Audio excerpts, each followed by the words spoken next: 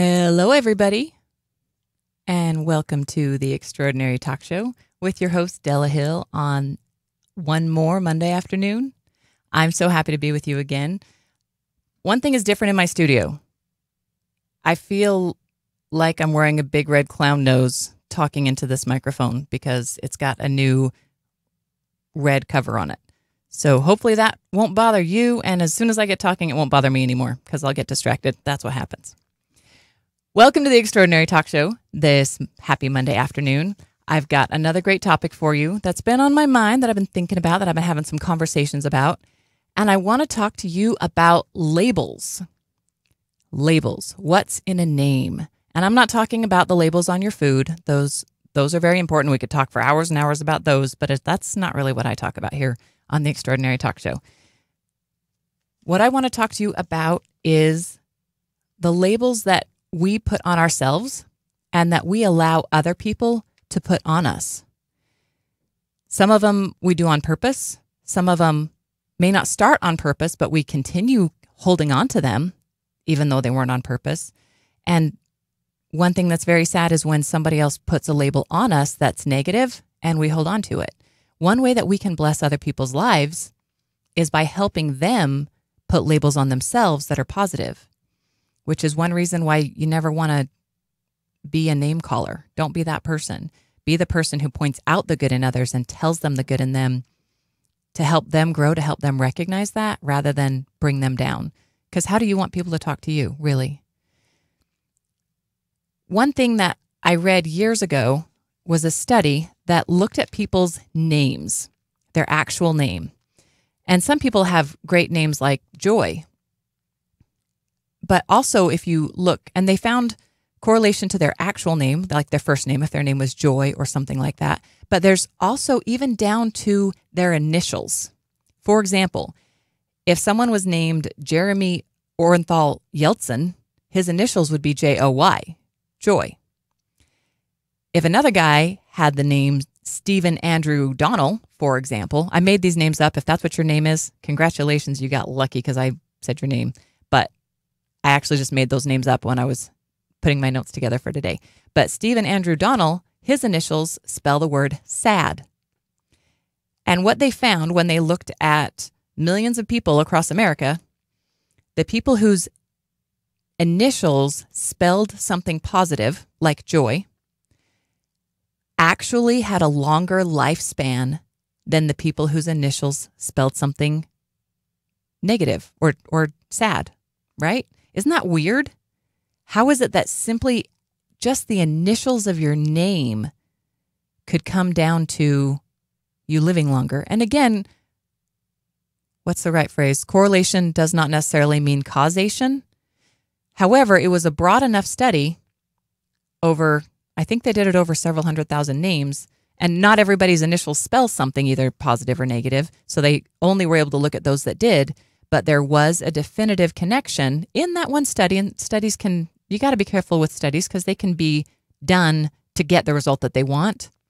So take everything with a grain of salt, even me. But consider that if your initials spell something positive, you have the potential to live a longer life than if your initials spell something negative. So if that's simply your initials that you didn't choose, you probably don't maybe not even sign your initials very often, but just by having those initials, it can affect your lifespan. And we know that people who are grateful live longer, and that comes down to science because the telomere is what's on the very end of the DNA that replicates. And if the telomere is young and healthy, it replicates perfectly, which allows extended life. If the telomere gets frayed, like the end of a shoelace, then the DNA cannot replicate perfectly, which causes illness, ill health, and a shorter lifespan. The way that you can make your telomeres remain healthy is through gratitude. They've done studies to show this. So people who are just grateful, their telomeres on their DNA re-replicate positively, healthy, perfectly, allowing them to look younger, feel younger, stay younger, longer, and actually live longer. So gratitude actually matters. And even having these thoughts and these emotions as part of you Sorry, I should have pushed the cough button. But having these thoughts that are just rooted so deep in you when it comes down to the very beliefs that you believe about yourself. And those beliefs that you believe about yourself, I talk about this stuff a lot, they can be taken on at a very early age, or they can be gained over time. And over time, you can work to change them if you recognize that they need to be changed. But first of all, let's look at labels, the labels that we take on. There's this meme, and I'm sure you've seen it because it's on Facebook and Instagram and all the others, and I've seen it a lot. It says, I am. Two most powerful words, for what you put after them shapes your reality. When you say, I am, be really cautious about what you place after those two words. Because what you place after those two words literally shapes your reality. When you say, I am, and then you fill in that blank, you are creating the reality for yourself. You are telling yourself, this is what I believe, this is who I am, and it's the only way that it is. And by doing that, you create your reality. And if that doesn't make sense, remember when we talked about your reticular activating system a couple weeks ago, that you can tell your reticular activating system what things to confirm for you. So if you say, I think I'm smart. I'm a pretty smart person. My mom told me I was smart when I was little. I get good grades. I think I'm smart. And maybe you don't even have to go into the explanation. You can just say, all right, I'm smart.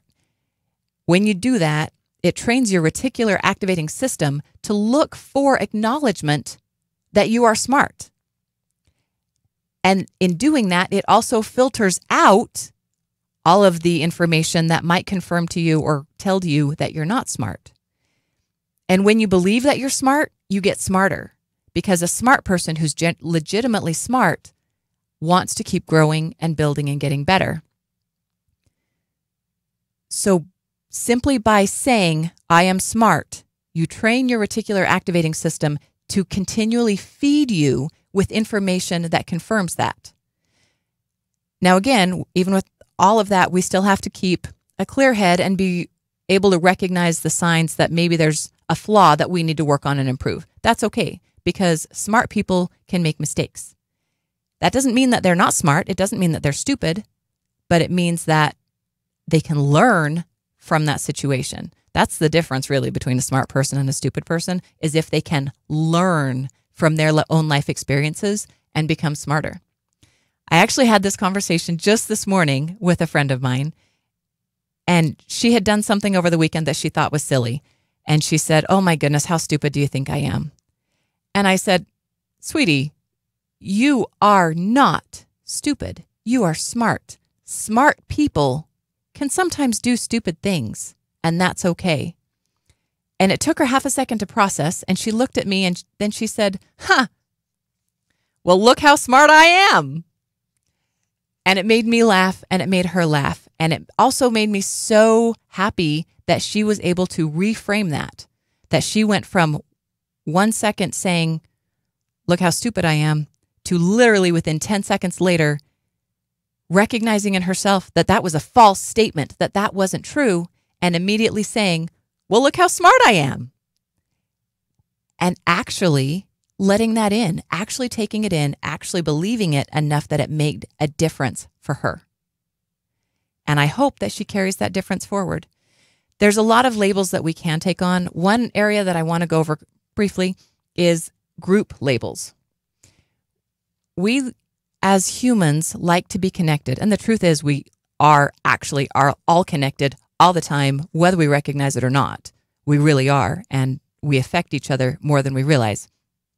But because we seek out that connection, we like to join groups. And when we join that group, we like to take on the label of that group. For example, one very common one is religions. If you talk to a person who belongs to the Catholic Church, they don't usually say, and a lot of how labels are used is how you frame them in your own words and in your own head. So if you talk to someone who was raised in the Catholic religion, they don't usually say, I attend the Catholic Church. they usually say, I am Catholic. And there's a big difference there. Essentially, it means the same thing. However, when you state that type of label, I am Catholic, or I am whatever you're going to put behind that, you identify yourself with that group, with the other people who are also wearing that same label. And that can make you feel really connected with that group. The problem with that is that it can be very divisive when it comes to other groups. Because let's say someone who says, I am Catholic, meets up with someone who says, I am Lutheran, and the two of them automatically tend to, not always, but tend to have a division between them. And they think, oh, well, we believe the same book, but we believe it differently. Therefore, I'm not sure we're going to get along. And that's really sad. And that's something that I have witnessed so many times in my life. And the thing is, they do believe the same book. They believe in the same ideas, the same ideology, until it comes down to some of the little details. But because of that, because they take on that label, it automatically creates an opposition to the other. And how can we grow and build our connection when we're claiming labels that narrow us? Another one that is super prevalent today that I believe causes massive division in our society is political parties. To say, I am Democrat, I am Republican, I am socialist, whatever you want to do. Because any of those, if you put three people in a room and one said I'm Republican and one said I am Democrat and one said I'm socialist, they're all automatically going to not trust the other. And the thing is, they all have good points. They all have ways that they could help each other learn. Each one of those people could bring some amazing insight to the other person. But because we are so divided, and especially in these times as our country on those lines, instead of being able to come to someone else and say, oh, you wear a different label than me, you can probably teach me something. Unfortunately, the majority of the time we don't do that. We see someone wearing a different label and we see it as opposition, and we immediately go towards defensiveness and quick to anger. And my friends, that is not how we connect. That is not how we grow. That is not how we build ourselves. So I want you to be very, very cautious as you place labels on yourself, recognizing that those labels you're placing on yourself may, without you even recognizing it, create an opposition with someone who could benefit and bless your life. So think about that and be cautious of what labels, especially, well, in all of them, group labels, individual labels, or other, what labels you are willing to take on. And also be cautious that as you take on those labels, if you still do, that it doesn't prevent you from learning from people that have different, or what may be seen as opposing labels. Think about those things. And remember, we are multi-layered people. We are different and unique in all of our different ways, and we have different things to add to each other, but each one of us individually is much more than one thing. If you attend the Catholic Church, you might say, I attend the Catholic Church, or you might even take on the label and say, I am Catholic. But is that the only thing that you are? No. Chances are you also have children, so you might take on the label of mother. You also may have a job, and you might take on that label. But when you give yourself one label, it tends to narrow the definition of who you are and how you see yourself. I never, ever want you, and you have to decide this for yourself, to take on a label that limits you from learning and growing. And think about that. One of my major goals in my life is to grow and learn and build and become better, right? And if I put a label on myself that constricts me from doing that, then I've already tripped myself up. I've already held myself back. In order to achieve your goals, one thing that you're going to want to do is give yourself positive labels that match someone who achieves that goal. And if you can't think of them yourself, you can look at other people. If you admire someone who is maybe you love politics. So maybe you look at another politician and you see some of their skills and talents, and you can recognize and say, you know what, that person has an excellent understanding of economics. I want to have an excellent understanding of economics. And you may even go so far as to call yourself an economist. Did I say that right? Economist. Thanks. I think I had the spelling right, just the pronunciation a little bit off. And you can do that and still in that be able to grow and learn, because that is not necessarily a limiting label. Not all labels are limiting. I want to give you one of the biggest limiting labels, and there are a lot of others that you could use in this place. But this is one that covers a lot and yet gives no appreciation for anything else that could be possible. And that is idiot. It's the easiest one to throw out. And maybe the one that you would use in that place is different. But it's so easy when I'm irritated with someone else's ideas and their inability to see the world the way I see it. And I try not to do this because I don't want to put labels on other people as much as I don't want to put labels on myself. But I also recognize that I'm human and I make mistakes too. So I'm working on it. But anytime that I don't like someone, or anytime I see maybe a Facebook conversation where people are disagreeing, the name idiot is one of the first things to come out. Because when someone is a quote unquote idiot, what it means is that they have limited their ideas, they've limited their beliefs, and they're unwilling to learn. And that's exactly the opposite of what I'm talking about.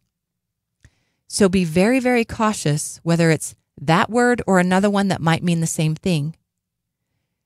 Be very, very cautious, and please just don't put that on yourself, and don't put that label on anyone else.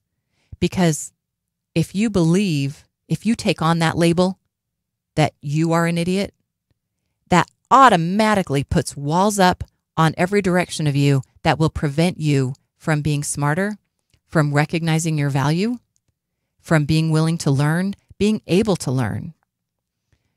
And that is one really great example. But like I said, there's a lot of other ones that also we could use a different word and it would have the same meaning and the same end result, in that it holds you back. It cuts you down, and it absolutely limits how you are able to grow. If that is a word that you ever, ever, ever describe when you are thinking about yourself, I'm begging you to please reframe how you do that.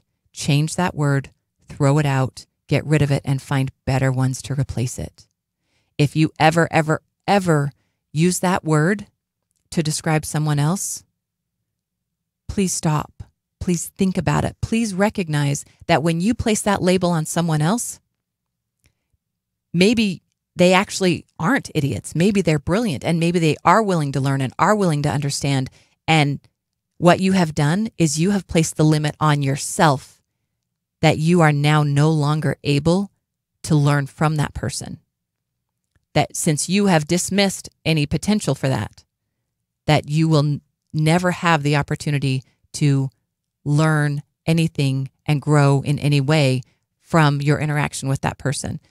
And not only does that hold you back, but it also hurts your connection with other people. And the truth is, it hurts your connection with other people, not only that one person. Especially if other people hear you using that language. Because we've all been in a room where somebody's gossiping, right? And they're speaking negatively about somebody. And even if they're talking to you and they're being very positive with you, you kind of have to wonder, if that person speaks that way about them, what does that person say about me when I'm not around? And you don't want to have those definitions and those judgments placed on you. And you deserve to not have them placed on you. And because of that, you deserve to not place them on other people. Unless it comes to the positive ones.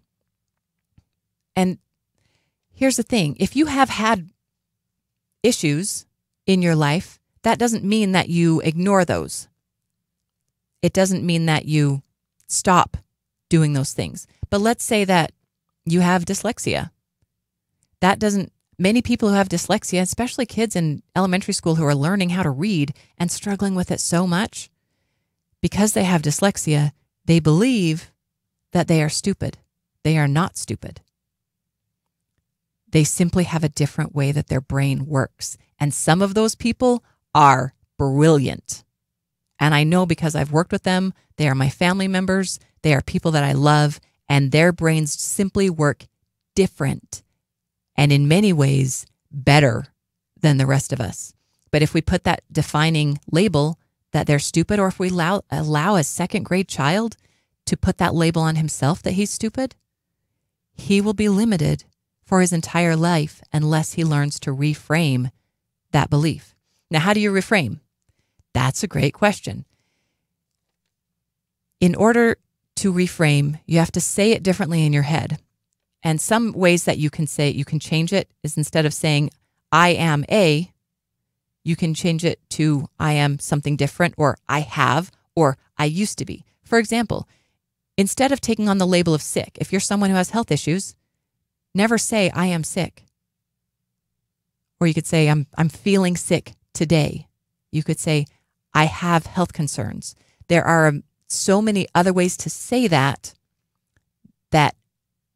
state the point without owning that label. And believe me, there is a big difference in saying, I am sick, or saying, I have health problems. Because a person can have health problems and those problems can be solved. But when you say that you're sick, that means that you may never, ever get over being sick. So give yourself some great labels. Things like happy and positive and successful and intelligent and passionate. And you might ask yourself, and I'm going to go back to something I said last week or the week before. You might ask yourself, who am I to be happy and positive and successful and intelligent? Actually, who are you not to be? And the more you say that, the more you believe that, the more you will own that, the more your reticular activating system will seek for that in your life, and you will find it, and you will be it. Think about those things anytime you use the words I am, because what you put behind them literally changes the reality that you live in. And I want to tell you a story, and I only have about a minute to do it. Back when my husband and I did foster care a long time ago, we often worked with kids who were in the criminal justice system. We worked with teenagers, and we had this one really great kid, I'm going to call him Ron, who had been in the criminal justice system, who had been labeled from the age of 13 years old as a criminal. And this was a kid who had struggles that had caused him to break the law. That didn't mean he was a criminal, but according to the legal justice system, according to the court documents, he was a criminal. And I could see that this label limited him and held him back. And yet, even though it did, he still pushed forward and grew and went through all of the process of all of the therapy, all of the steps, all of the programs that we placed in front of him. He fought through them because he was going to prove that he was more than that. And the day before he graduated from our program, when it was just us and the other kids in the home, there were no parents there, there was no extra people there, we started up the fireplace and we had everybody sit around the fireplace. And I made a sign that said criminal, and I put a piece of string around it. And I asked Ron to put it around his neck. And I watched him wince when he placed that label over his head and in front of his chest. And then in front of everyone, in front of all the other kids, in front of me and my husband, I asked him to tell us for a minute the changes he'd made in his life. And then when he was ready, he walked over to the fireplace. He took that label off and he threw it in the fire. He burned that label. He didn't just take it off. He didn't just separate himself from it. He eliminated that label. It was an incredibly, incredibly powerful experience. And I encourage you to do the same. And that may mean putting on a label and taking it off and throwing it in the fire, or it may mean just stating it differently and being who you believe you have a right to be. And I promise you that you do. My friends, that's all my time. Thank you for letting me talk. Thank you for listening to me. Remember, I'm not trying to tell you how to think or tell you what to think. I'm encouraging you to think for yourselves and do it in a way that helps you. And this is Della saying goodbye. I'll see you next week on the Extraordinary Talk Show.